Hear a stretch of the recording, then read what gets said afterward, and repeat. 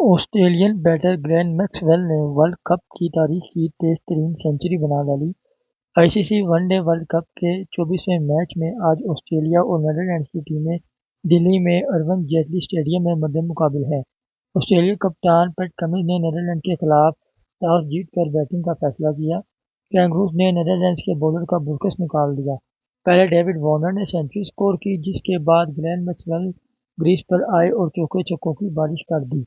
Max well نے 40 گیندوں پر 8 چھکوں اور 8 چوکوں کی مدد سے ورلڈ کپ کی تاریخ کی تیز ترین سنچری بنائی۔ انہوں نے نیدرلینڈز کے خلاف 43 گیندوں پر 106 رنز کی اننگز کھیلی۔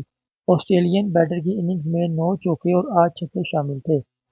اس سے قبل یہ ریکارڈ جنوبی افریقہ کے ایڈن میکرم کے پاس تھا، جنہوں نے رواں ورلڈ کپ میں ہی سری لنکا کے خلاف 49 گیندوں پر سنچری بنائی تھی۔